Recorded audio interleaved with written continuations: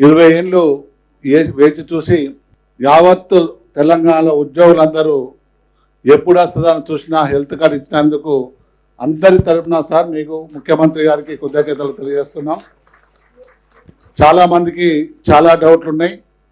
ఎక్కడ లేని ఇండియాలోనే ఒక ట్రస్ట్ ఏర్పాటు చేసుకొని ఆ ట్రస్ట్ ద్వారా 45 కోట్లు ఎంప్లాయీ షేర్ ఉంటే ప్రభుత్వం కూడా 45 కోట్లు ఇచ్చి అవసరం వస్తే ఇంకా 200 కోట్లైనా ఇస్తారన్న ముఖ్యమంత్రి గారికి డిప్యూటీ సీఎం గారికి కృతజ్ఞతలను తెలియజేస్తున్నాం.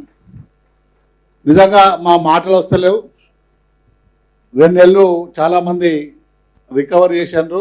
1.5 ఇంకా ఎప్పుడు వస్తుందంటే 15th రోజు అనుకున్నాం, 17th రోజు ఇలా చేయడం యావత్ ఉద్యోగులకు ఆనందదాయకంగా చాలామంది సంబరాలు చేసుకునే సమయం సార్.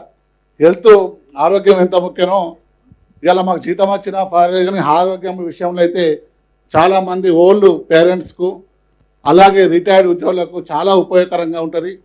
ఎప్పుడు అందరూ మా ప్రభుత్వం, ఎందుకంటే ప్రభుత్వం కూడా మా ఉద్యోగుల ఆరోగ్యం బాగుంటేనే ఇలా మీకు వర్క్ ఎక్కువవుతుంది కాబట్టి ఇంకా కష్టపడి ఈ ప్రభుత్వానికి మంచి పేరు తీసుకొచ్చేటట్టు కృషి చేస్తాం.